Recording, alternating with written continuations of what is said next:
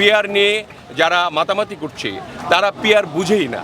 PR মানে হলো যে একটি প্রতীকে ভোট দিয়ে তার প্রার্থী বুঝবে না কোন কোন এলাকার কোন প্রার্থী নির্বাচিত হচ্ছেন, এবং পিআরের মাধ্যমে স্বৈর শাসন গঠন হওয়ার সম্ভাবনা থাকে।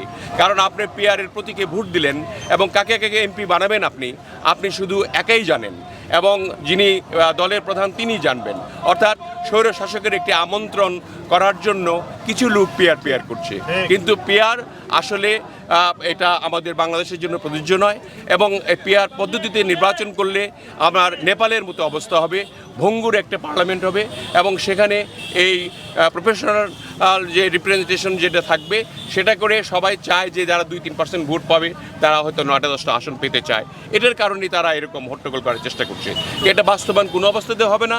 বাংলাদেশের মানুষ এই পিআর নিয়ে কোনো চিন্তায় নাই, তারা তাদের প্রার্থী বাছাই করতে চায় এইভাবে যারা মানুষের পরিবেশ বান্ধব হবে, মানুষকে উপকার করতে পারবে, মানুষের স্বাধীনতার বিশ্বাস করবে, মানুষের যে উপকার করা, গরিবের উপকার করা, রাস্তাঘাট উন্নয়ন করা, প্রার্থীকে বাছাই করা, প্রার্থীর সততা, প্রার্থীর যোগ্যতা, এগুলি বিবেচনায় এনে তারা একজন প্রতিনিধিকে নির্বাচিত করতে চান, সরাসরি ভোটে নির্বাচিত করতে চান। কাজেই পিআরের যে প্রশ্নটা এটা আমার মনে হয় অবান্তর, এবং এ নিয়ে আর প্রশ্ন না করেই ভালো।